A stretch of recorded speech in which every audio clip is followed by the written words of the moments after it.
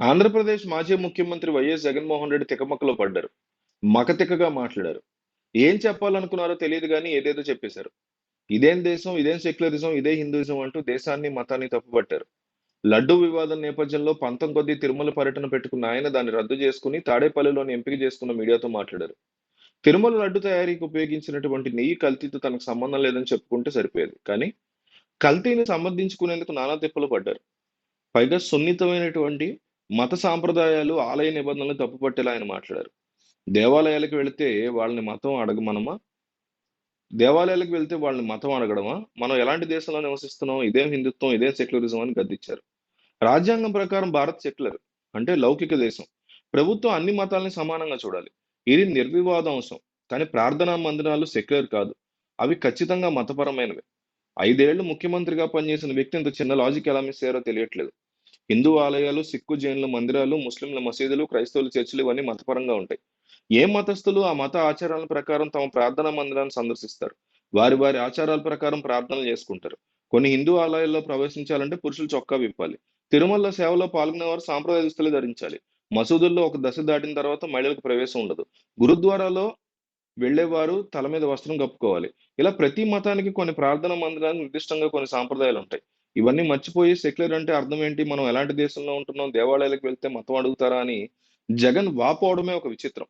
ఇతర మతస్థులు శ్రీవారి దర్శనానికి వచ్చినప్పుడు వెంకటేశ్వరుడి మీద తమ విశ్వాసం ఉందని డిక్లరేషన్ ఇవ్వడం ఎన్నో దశాబ్దాలుగా ఉన్న నిబంధన. దీని మీద అభ్యంతరం ఉంటే తాను అధికారంలో ఉన్నప్పుడు జగన్ ఈ నిబంధన ఎత్తేచ్చు కదా! దేవాలయాలకు వెళ్లే వారిని అడ్డుకోవడం మానవత్వమా అని జగన్ తనదైన శైలిలో వాపోయారు.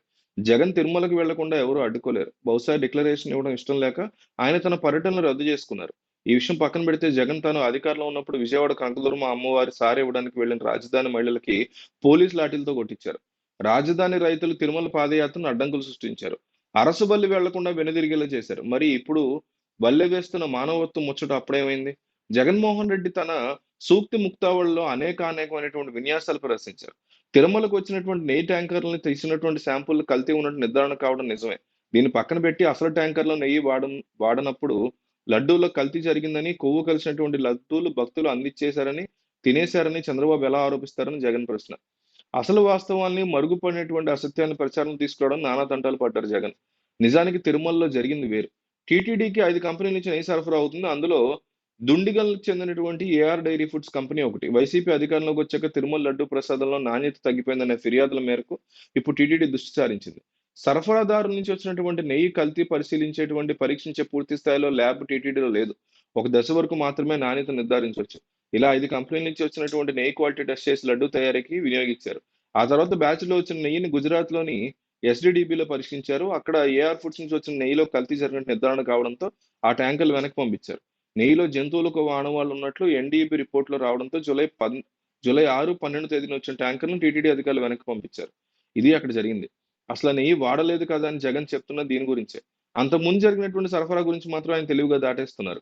దేశంలో అత్యున్నత ప్రమాణాలు కలిగినటువంటి ఒక national dairy development board laboratory నివేదికను కూడా జగన్ తప్పుపడుతూ ఉండడం గమనార్హంగా చెప్పుకోవాలి. సో, నా ప్రశ్న ఒకటే.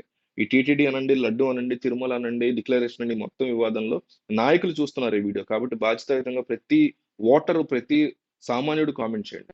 మీ సపోర్ట్ ఎవరికి? మీరు ఎవరి వైపు ఉన్నారు ఈ అంశంలో? జగన్ వైపు లేదా చంద్రబాబు వైపు అని కామెంట్ చేయండి.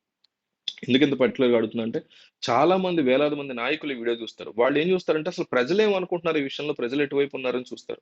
కాబట్టి బాధ్యతాయుతంగా ప్రతి ఒక్కళ్ళు జగన్ వైపు లేదా చంద్రబాబు వైపు అని ఒకే ఒక్క కామెంట్ ఇవ్వండి.